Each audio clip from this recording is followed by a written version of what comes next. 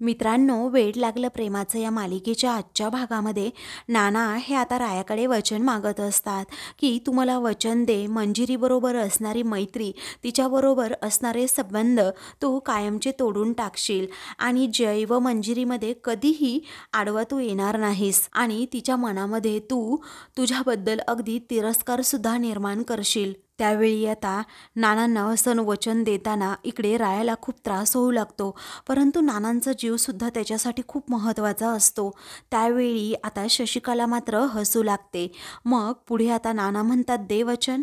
तेव्हा नानांच्या हातावर हात ठेवत राया म्हणतो की मी तुम्हाला वचन देतो की मंजिरीच्या मनात मी माझ्याबद्दल तिरस्कार निर्माण करेन, तिच्याबरोबर कोणताही संबंध ठेवणार नाही, जयच्या आणि तिच्यामध्ये तर कधी म्हणजे कधीच येणार नाही। तेव्हा शशिकला मात्र आता हसत असते, कारण तिला हेच हवं असतं। राया म्हणतो नाना झालं ना तुमच्या मनासारखं, आता तरी चला तुम्ही दवाखान्यामध्ये, कारण तुमच्या जीवापेक्षा माझ्यासाठी काहीही महत्त्वाचं नाहीये। तेवढ्यातच मंजिरी आता तेथील अशी झालेली अवस्था पाहून जोरातच ओरडते नाना। तेव्हा ती आता नानांजवळ येते आणि म्हणते हो नाना, तुम्हाला झालं तरी काय? त्यावेळी आता शशिकला म्हणते की अगं त्याला काय विचारते, कारण त्यानेच नानांना विष पाजले। त्यावेळी मंजिरीला धक्का बसतो आणि ती विचारते अरे नानांना काय झालं राया, बोल ना, अरे बोल। मग आता रायाला शशिकलाचा खूप राग येतो। तेव्हा तो म्हणतो मिस फायर बोलण्यामध्ये वेळ घालवू नको, तू अगोदर मिठाचं गरम पाणी घेऊन ये बरं। मग आता ती ठीक आहे असं म्हणते आणि लगेच ते पाणी आणण्यासाठी दुसरीकडे जाते। मग आता राया नानांना डोळे उघडण्यासाठी सांगत असतो। आता त्याच्या जीवाची पूर्णपणे घालमेल झालेली असते, नानांना काही होऊ नये असं त्याला वाटत असतं। त्याच्या मित्रांना तो म्हणतो अरे जा पटकन गाडीची व्यवस्था करा बरं, मी इथे आहे नानांजवळ। तेव्हा शशिकला म्हणते की मिस फायरवाल्या गाडीवाल्या, जरा गप्प बसायचं, काय वचन दिलं आठवतंय ना? मग आता तो म्हणतो गप्प बस, तू मध्ये अजिबात बोलू नकोस, कारण मला माझ्या वचनांची आहे जाणीव, मला अगोदर ना नानांना हॉस्पिटलमध्ये घेऊन जाऊ देत। तेव्हा राया रागातच म्हणतो तू ना सुधारणारच नाही ग कधी। त्यावेळी मंजिरी आता लगेच मिठाचं गरम पाणी घेऊन येते। मग आता पाणी पाजा, पाणी पाजा, भाऊजींना पाणी पाजा असं आता शशिकला नको ते बोलू लागते। तेव्हा नाना आता पाणी पिण्यासाठी नकार देतात।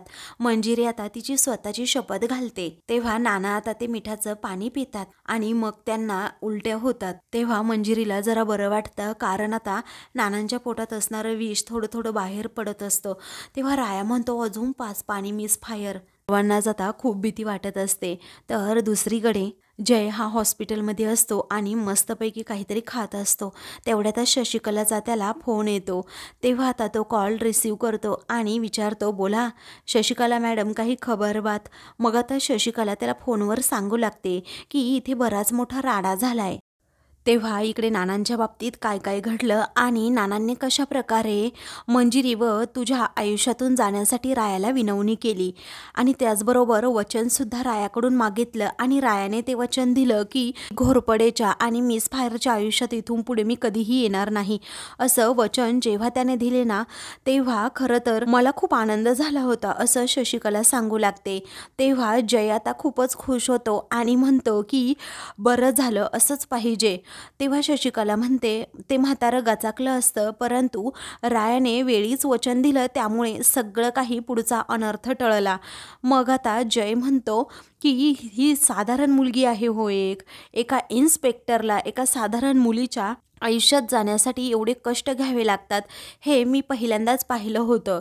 अशा मुलींना खूप माजोरड्या असतात। आत्तापर्यंत रायाने घोळ घातला नसताना तर ती मंजिरी माझी झाली असती आणि तिला मी तिची जागा दाखवून दिली असती, परंतु आता मी सुद्धा अडकलोय आणि तुम्ही सुद्धा अडकलात, पण मी येतो आता जरा ड्रामा करायला असं म्हणून तो उठायला निघतो।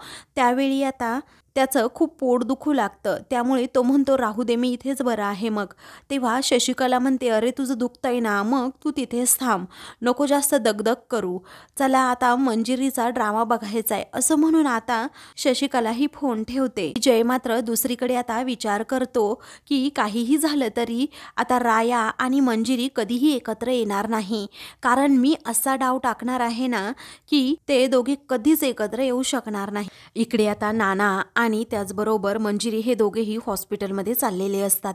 नानांना आता जरा चक्कर येत असते. त्याचवेळी रायासुद्धा नानांचा हात पकडतो.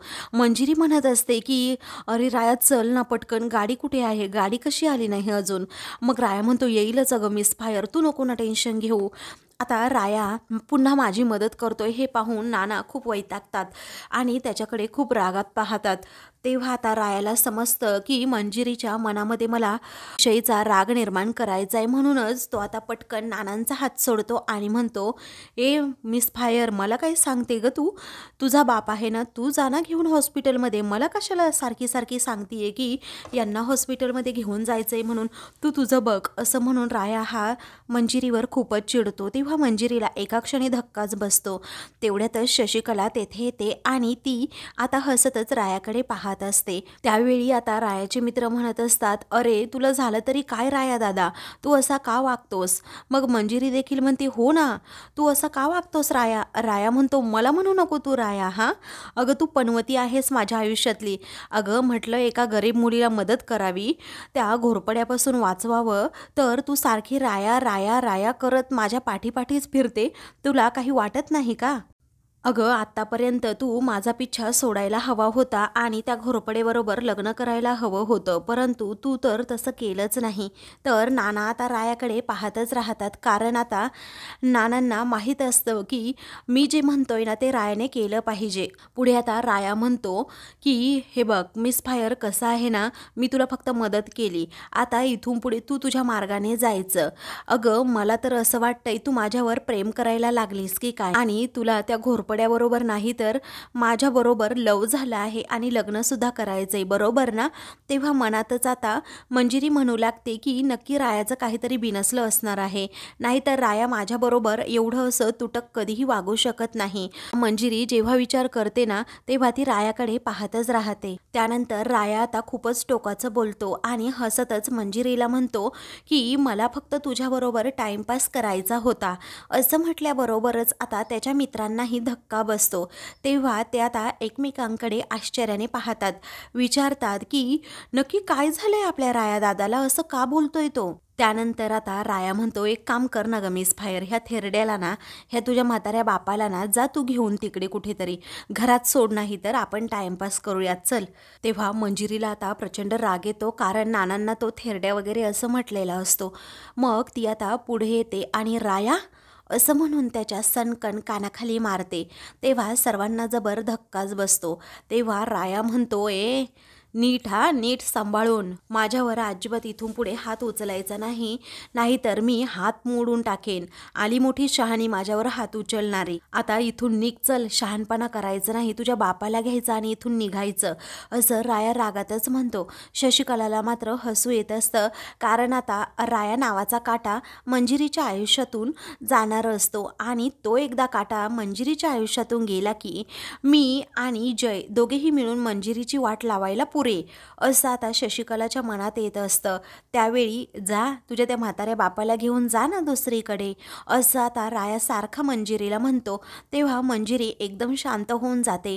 रायाचं हे एका क्षणात बदललेलं रूप पाहून आता मंजिरीच्या पायाखालची जमीन सरकलेली असते. तर नाना एकदम शांत उभे असतात. त्यानंतर तो रागातच म्हणतो तू अगोदर इथून निघायचं, माझ्या डोक्याला अजिबात ताप करायचा नाही, निघ लवकर, तुला म्हणतोय ना आली मोठी शहाणी माझ्यावर हात उचलणारी. मग आता तो नंतर मंजिरीला धमकी देतो, यापुढे तू, तुझं खानदान, तुझी आई, तुझं बाप, ह्या कुणीच माझ्या डोळ्यासमोर यायचं नाही, मी तुला शेवटचं सांगतोय. हा कचरा अगोदर भावांनो दूर करा बरं आपल्या मंदिरातून इथून, असं म्हणून राया हा खूपच टोकाचा आता बोलू लागतो. त्यामुळे मंजिरीला खरंच खूप वाईट वाटतं. माझा राया एका क्षणात कसा बदलला याचंच तिला आता आश्चर्य वाटत असतं. म्हणजे तो माझी एवढी काळजी करतो आणि मला एवढा मान सन्मान देतो, तरीही रायाच्या मनात कुणी काही भरवलं तर नसेल ना, हा प्रश्न मंजिरीसमोर उभा राहतो. त्यावेळी आता त्याचे मित्र म्हणत असतात अरे राया भाऊ तू असा का वागतोस, परंतु राया त्यांना काहीही पुढे बोलू देत नाही. तेव्हा शशिकलाला मात्र आनंद होतो आणि ती आता रायाची नजरच उतरवते. त्यानंतर मंजिरी रागातच आता रायाकडे पाहू लागते आणि म्हणते नाना चला आता इथून. तेव्हा राया म्हणतो हो निघा निघा चला, इथे अजिबात इथून पुढे तोंड दाखवायचं नाही तुमचं. ते दोघेही आता तेथून गेल्यानंतर शशिकलाला आनंद होतो. राया बिचारा मात्र खूप दुःखी असतो. भामटी शशिकला ही आता गाणं गुणगुणतच तिथून जायला निघते. राया खूप रागात तिच्याकडे पाहतो. त्यानंतर आता मंजिरी जेव्हा तेथून जाते ना तेव्हा राया एकदम हतबल होऊन जातो आणि तो आता मंजिरीकडे पाहतच राहतो.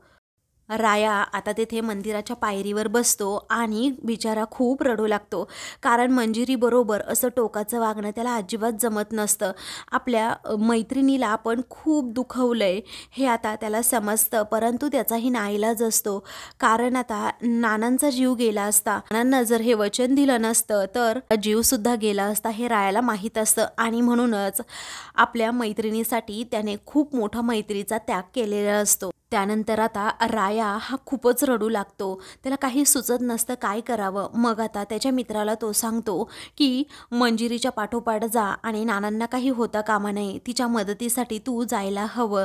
तेव्हा ठीक आहे असं त्याचा मित्र म्हणतो आणि लगेच मंजिरीच्या मदतीसाठी जातो. त्यानंतर राया आता लगेच डॉक्टरांना कॉल करतो आणि मंजिरी सरदेशमुख नावाची एक मुलगी तुमच्याकडे येईल. तिच्या वडिलांवर जीवावर बेत्ता राहिलंय आणि त्यांच्यावर चांगले उपचार झाले पाहिजेत, त्यांना काही होता कामा नये असं आता राया फोनवर सांगतो आणि फोन ठेवतो. तेव्हा टिपिकल आता रायाकडे पाहतच राहतो. राया मंजिरी समोर असा खोटा मुखवटा का घेतोय हेच टिपिकलला समजत नाही. मग आता तो म्हणतो त्या मंजिरीला आता तर तू नाही ते बोलला आणि आता लगेच तिच्या मदतीसाठी तू अगदी जीवाचं रान करतोस, असं का रे राया दादा? अरे जर एवढी काळजी वाटत होती तिची तर तू असं का बोललास राया दादा? त्यानंतर राया आता तिथून उठतो आणि म्हणतो तिचे जिजी नाना आहेत ना त्यांना मिसफायरचं जास्त भलं कळतं आणि आपल्याला कुणाचं भलं कळतं तर मिसफायरचं, आणि तिचं भलं झालेलं फक्त आपल्याला बघायचंय, बाकी काही नाही. आपण अजून तर तिच्याशी काहीच वाईट वागलो नाही. आता ही तर फक्त सुरुवात आहे, सुरुवात. आता इथून पुढे जाऊन या रायाला खूप वार झेलायचे आहेत असं म्हणून तो खूप रडू लागतो. त्यानंतर तो आता म्हणतो मिसफायर अगं या रायाला माफ कर ग. त्यानंतर आता काही वेळाने नाना घरी येतात. एकदम शांत बिचारे बसलेले असतात. तेव्हा मंजिरी विचारते नाना तुम्हाला बरं वाटतंय ना? अहो मिठाचं पाणी पिलत ना म्हणून बरं झालं, पोटातलं विष कमी झालं आणि रिपोर्टसुद्धा अगदी नॉर्मल आले आहेत, टेन्शन घेण्याची काही गरज नाही आहे. अहो थोडक्यात तुम्ही वाचलात, नाही तर खूप मोठी गडबड झाली असती बघा. तेव्हा नाना एकदम शांत असतात. ते पाहून मंजिरी विचारते नाना अहो काय झालंय, बोला की प्लीज. अहो मला सांगा ना मनात काय आहे तुमच्या चालू.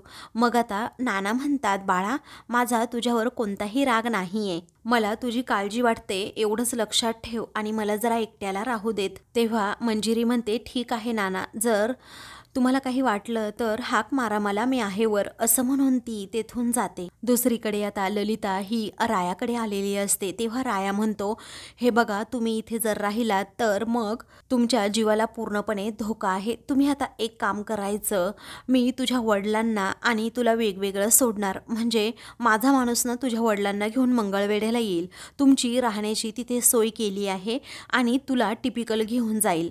त्यानंतर ललिता म्हणते की अरे अजून काम कुठे पूर्ण झालंय राया आपलं, कारण आपल्याला आता मंजिरीला त्या जयपासून वाचवायचे आणि तिला सगळं सत्य सांगायला हवं.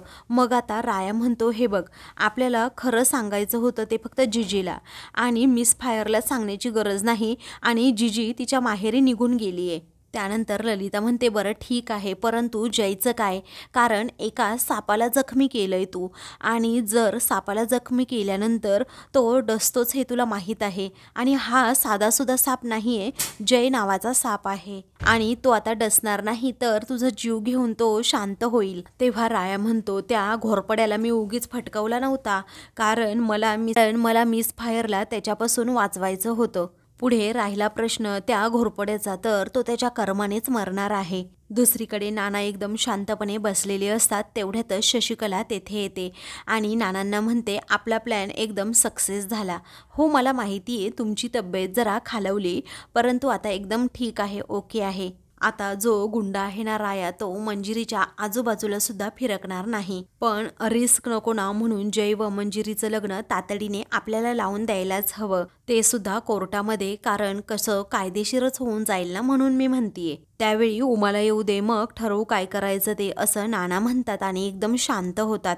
तेव्हा जीजी आल्याशिवाय तुम्ही कोणता निर्णय कधी घेणार आहात का? नाही घेणार, मला माहिती आहे ना, असं आता हसतच शशिकला म्हणत असते. इकडे राया हा डोक्यावर रुमाल घेऊन आता झोपलेला असतो. तेव्हा त्याचे मित्र म्हणतात, झोप तू राया भाऊ, झोप. बिचाऱ्या मिस फायरला तू एवढा बोल बोल बोलला आणि आता तू स्वतः मजेत झोप. हा, तिकडे त्या बिचारीची तू पार झोप उडवलीये. मग आता राया म्हणतो, जास्त बोलायचं नाही, जरा गप्प बसा.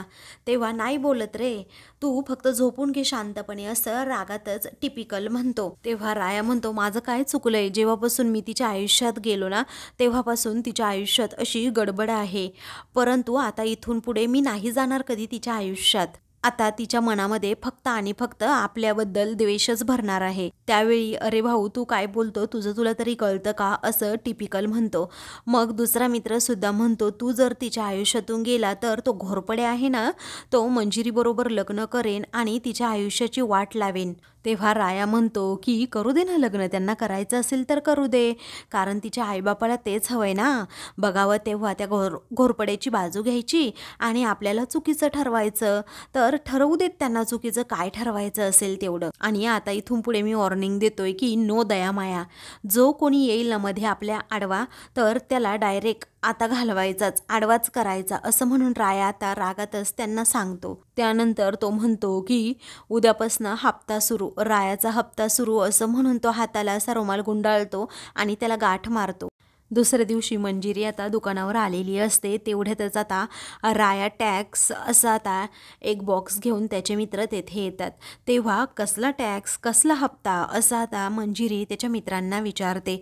तेव्हा राया भाऊ आतापासून हप्ता गोळा करणार आहे, असं आता मंजिरीला सांगण्यात येतं. तेवढ्यातच तेथे आता इथे तुम्ही दुकान चालवता म्हणून मला हप्ता हवाय, असं आता राया तेथेच सांगतो. रायाला पाहताच मंजिरी आता त्याच्याकडे पाहतच राहते आणि म्हणते, राया अरे तुझं चाललंय काय? मी कालपासनं बघते तुझं काहीतरी बिनसलंय आणि तू असा का वागतोस रे माझ्याबरोबर? असं काय झालं अचानक तुला? मग आता राया म्हणतोय, गुपचूप हप्ता दे मला माझा, बाकी मला काहीही बोलायचं नाही आहे, समजलं? आपल्याकडे अजिबात वेळ नाही, अजून मार्केटमध्ये जाऊन हप्ता गोळा करायचा आहे, त्यामुळे गुपचूप आता पैसे द्यायचे आणि शांत बसायचं. उगीचच अशी टायमाची खोटी करू नको, नाहीतर. तेव्हा मंजिरी आता पुढे येते आणि विचारते, नाहीतर काय करणार रे, काय करणार काय आहे राया तुम्हाला? तेव्हा तो म्हणतो, मी गपगुमानं तुला सांगतोय, शेवटची वॉर्निंग देतोय, दे हप्ता पटकन. मग आता ती म्हणते की नाही देणार मी हप्ता, काय करणार आहेस राया तू? त्यावेळी राया आता तेथे असणार त्या चादरींचं बॉक्स उचलतो आणि म्हणतो, चला रे. मग मंजिरी आता म्हणते, काय चाललंय काय राया तुझं? तेव्हा तो म्हणतो, हे तुला भेटेल, पण अगोदर हप्ता दे तरच भेटेल, असं म्हणून त्याच्या मित्रांकडे तो 2 बॉक्स देतो आणि तेथून जायला निघतो. तेव्हा आता ती जोरातच ओरडते की राया थांब. तेव्हा काय झालं असं तो विचारतो. तेव्हा ती लगेच आता लॉकरमधून पैसे काढून देते आणि म्हणते, हे घे, हप्ता तुझा घे, असं म्हणून आता ती रागातच त्याच्याकडे पाहते. तो तिच्या हातातून पैसे घेतो आणि ते पैसे मोजतो व म्हणतो, आता कशी सुतासारखी जरा सरळ झाली. त्याचवेळी आता अख्ख्या पंढरपुरात आपली अशीच वट राहणार, इथून पुढे असेच हप्ते गोळा करायचे, राया म्हणतो. मग आता मंजिरी म्हणते की ऐक राया, मी काय म्हणते, मी तुला हप्ता नाही दिला, हा नफा आहे, नफा. अरे या दुकानात तू पार्टनर आहे हेही विसरलास का? त्यामुळे हा नफा घे आणि इथून गुपचूप जा आता. तू हे जे करतोस ना ते का करतोस हे मी लवकरच शोधून काढेन आणि मगच बोलूयात आपण, असं म्हणून ती रायाला तेथून जायला सांग. पण एक सांगते राया, ही पार्टनरशिप तू अशी तोडू शकत नाही, कारण तू कितीही ठरवलं ना तरी आपल्यातली मैत्री अशी तोडू शकत नाही आणि ना ठरवूनही मी ती तोडू शकते. आणि एक गोष्ट तुलाही माहीत आहे आणि मलाही, की माझ्याशिवाय तूही अपूर्ण आहेस आणि तुझ्याशिवाय मी, असं म्हणून ती रायाकडे पाहतच राहते. तेव्हा राया एकदम शांत होतो आणि मंजिरीकडे खूपच प्रेमाने पाहत असतो. रायाचे मित्र आता आनंदानेच मंजिरीकडे पाहू लागतात. मग पुढे आता मंजिरी म्हणते की तुझा हा ड्रामा आता थांबवायचा. तेव्हा राया म्हणतो की ये मिस फायर, अजिबात नाटकं करू नको हा माझ्यासमोर, आणि ही फ्रेंडशिपची नाटकं तर करायचीच नाही आणि मला तर चॅलेंज करूच नको. या रायाने एकदा शब्द दिला ना तर दिला. रायाचा शब्द म्हणजे काळ्या दगडावरची पांढरी रेष असते. तेव्हा मंजिरी म्हणते, राया तुझ्या या काळ्या दगडावरची पांढरी रेग आहे ना ती माझ्यासमोर अजिबात टिकायची नाही. आणि एवढंच आहे ना, तर मीही देते चॅलेंज. चल आपल्यातली ही मैत्री आहे ना, आता तू तोडून दाखव. तेव्हा राया आता मंजिरीकडे पाहतच राहतो. ती म्हणते, जेव्हा तू मैत्री तोडशील ना, तेव्हा मी तुला मानेल. मग आता रायाला काय करावं सुचत नाही. तर आता मित्रांनो, पुढील भागामध्ये जय हा रायाकडे येतो आणि रायाला असा खाली पाडतो आणि त्याचा गळा दाबतो. म्हणतो की की तू राया कितीही मध्ये आला ना, तरीही माझं आणि मंजिरीचं लग्न हे होणारच. तेवढ्यातच मंजिरी रायाच्या मदतीसाठी तेथे धावून येते. पटकन दार उघडते.